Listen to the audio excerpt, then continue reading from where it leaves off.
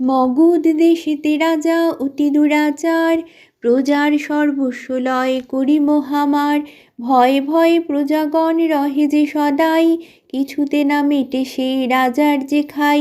দৈবযোগে একদিন ভিক্ষু এক এলো, কিছু ভিক্ষা দাও বলি রাজদ্বারে গেল। তারে দেখি মহারাজ দূর দূর করে, ক্রোধেতে জ্বালিয়া সে ভিক্ষু শাপ দিল তারে। আজি হতে লক্ষ্মী ছাড়া তুমি পাপী হবে, তখন আমাকে তুমি চিনিতে পারিবে। এত বলি ভিক্ষু যায় অদৃশ্য হইয়া, রাজলক্ষ্মী কুললক্ষ্মী যায় যে চলিয়া। দেশ মধ্যে হাহাকার পড়িয়া যে গেল, প্রজাগণ গৃহ ছাড়ি পলায়ে চলিল। গরু বাছুর আদি করি সঙ্গে সবে লয়, দেখিতে দেখিতে রাজ্য প্রজা শূন্য হয়। নাহি শস্য নাহি জল মহামারী রব, সকলে চলিল ছাড়ি বিষয় বৈভব। ইহা দেখি রাজা চিন্তে কি হবে উপায়, কেমন এতে রাজ্য রক্ষা করি এ সময়। সেই কালে মনে তার হইল উদয়, ভিক্ষুরে করেছি দূর আমি পাপাশয়। অতি দর্পে মজা এনু নিজ রাজ্যপুরী, লক্ষ্মী ছাড়া দেখি প্রজা ত্যাজে নগরী।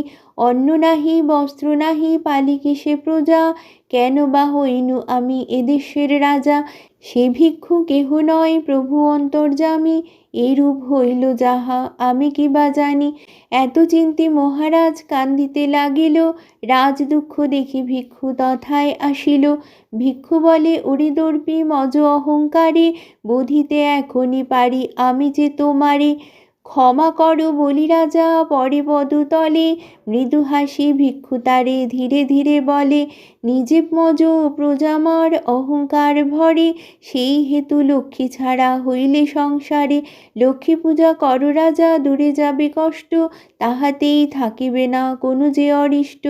রাজলক্ষ্মী আদি করিয়া আসিবে ফিরিয়া, ধনধান্যে পূর্ণ হবে বলি গেল সে চলিয়া। সেই হতে রাজা লক্ষ্মী পূজা আরম্ভিল, রাজলক্ষ্মী আদি করি ফিরিয়া আসিল। এই পালা এক মনে শুনে যেই জন, তাহারি করেন কৃপা লক্ষ্মীনারায়ণ। মাঘ মাসের ব্রত কথা নিবারণ গায়ে, সবে মিলি হরি বল পালা হইল সায়। বন্ধুরা, ভিডিওটি ভালো লাগলে অবশ্যই লাইক, শেয়ার এবং সাবস্ক্রাইবের অনুরোধ রইল। সকলে ভালো থাকবেন। নমস্কার।